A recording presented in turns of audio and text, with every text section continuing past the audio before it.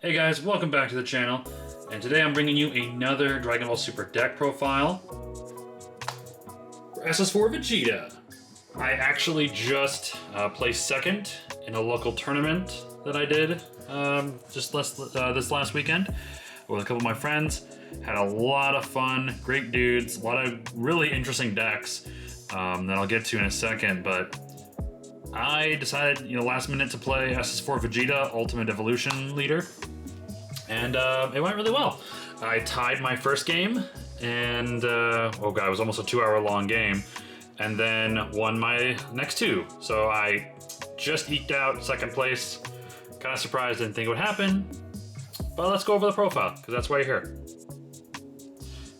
Alright, so first and foremost, turn 1 moves. You got your Ultra Instinct, Goku's Kamehameha, 2 Burnished Bonds Borgos, 2 Borgos Bardock's Crewmate, and East Kai keeping watch. These are all great first turn plays. Obviously, these 3 here all draw you a card. Well, I guess that one also draws you a card. So yeah, basically all of them draw you a card, and they're basically these 3 here are mainly just going to be used as combo fodder. If you go second, because obviously you can't attack in your first turn. You play one of these, draw a card, swing in with your leader, and then combo one of these to give that extra push. Either now your opponent has to take the damage, or combo 2 cards out of their hand to survive the attack. Because that's all you want to do with this is hit your opponent super early on. Every time you hit them for damage, you also get to ramp in energy. So that's the whole point of this deck, and you have to apply pressure.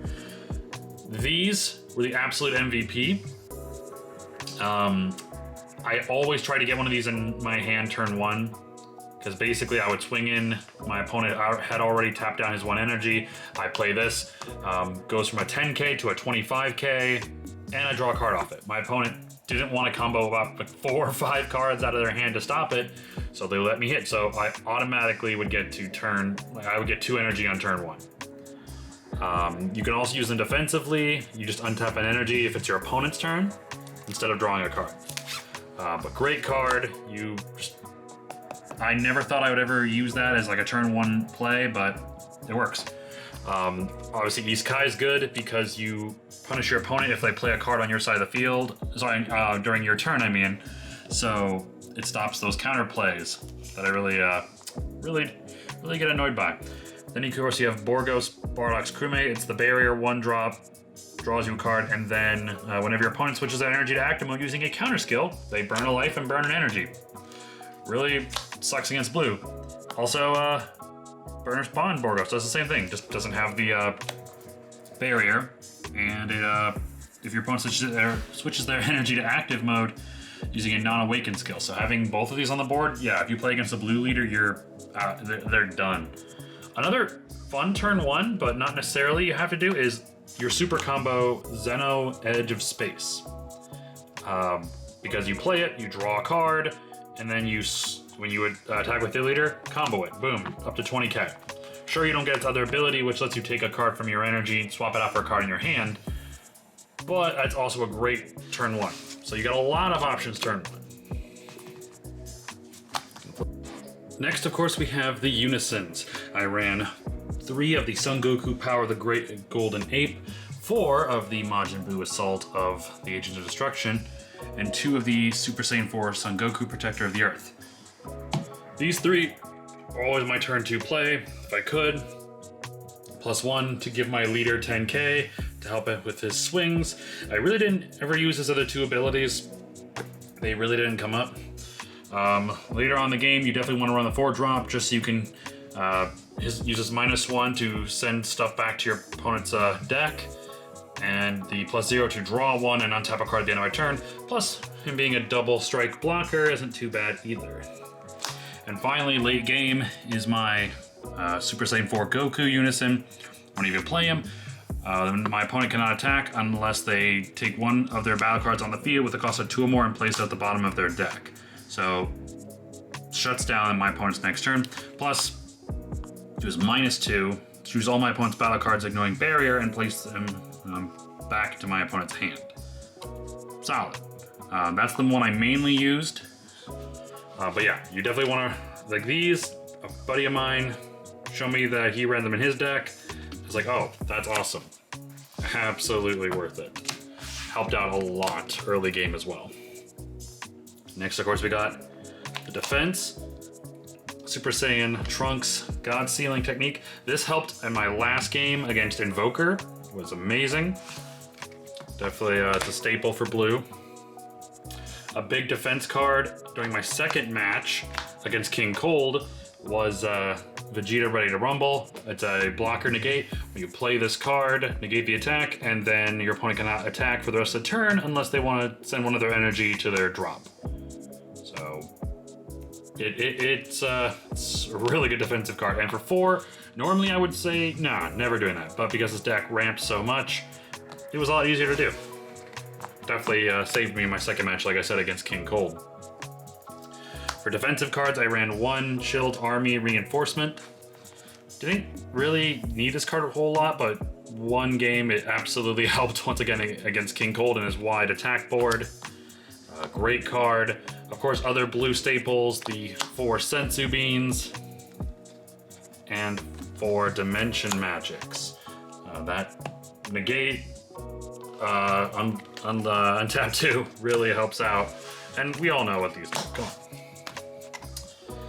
I don't run the entire Bojack package, but I do run at least the 4 Bojack the Evildoer and 3 of the Galactic Buster. These were always clutch every single game. Just if you don't want to, if you don't want to run the whole package, just run these 2. That is more than enough. Next, of course, we got the Great Golden Ape. Finally played him once, and he was during my last game against Invoker. This pretty much saved my butt. First time I've ever played this card in like months, because just didn't really see a point. The opportunity never came up. And of course, to really put pressure on him, 2 Aboonies. Because who doesn't like an Aboonie card in a blue deck? Some other two ofs that I played were Master Roshi Maximum Muscle. Great card. Critical dual attack barrier. When you play this card, choose 2 of my opponent's battle cards and place them at the bottom of your deck, and then at the end of the turn, draw 2. So warps, gets rid of 2 of my opponent's battle cards, doesn't get around barrier though, and then just swings in for 2. Critical. Fantastic. Now this next card came in clutch. During my first and second matches, Super Saiyan 4 Son Goku Energy Annihilator. When he is played, your opponent takes one of their energy and places it at the bottom of their deck, and at the end of the turn, you switch him back to active mode because he is a blocker.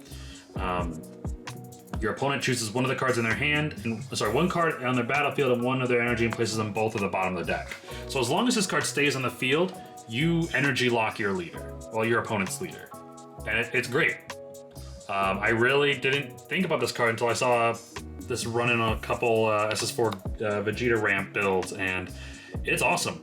My first game, I think I got my opponent down to only 2 energy, and I had like 11. But he just kept like stalling me out, and this card was so good though. And then of course you have the 2 win condition cards on the deck. Android 17 Turning the Tide. When you play this card, choose all cards in your hand and your opponent's hand, and all battle cards in your opponent's drop area, and send them back to their deck. This works great with the SS4 Unison and Tragedy Overground. I got this off of my first game. I thought it would help. Did not, because my opponent was playing Metacooler, which are all 2 drops. Still great cards for different situations. But yeah, this deck played really well against a lot of decks. Like I said, my first game was against Metacooler. That got tied because it was like a 2-hour long round, because we let that round go a little longer. And then of course, we just had to keep going. Second round was King Cold. Super close games. I lost the first one, then I won the next 2 rounds. And then finally, Invoker, I won, then he won, and then I won again. It was very close games. But yeah, this deck was pretty fun. Second place. The first place deck was a red Jiren, also solid. But hey guys, thank you so much for checking out this profile. What'd you think of it? If you have any comments or suggestions, leave them down in the comments down below. And we'll see you guys next time. Peace out.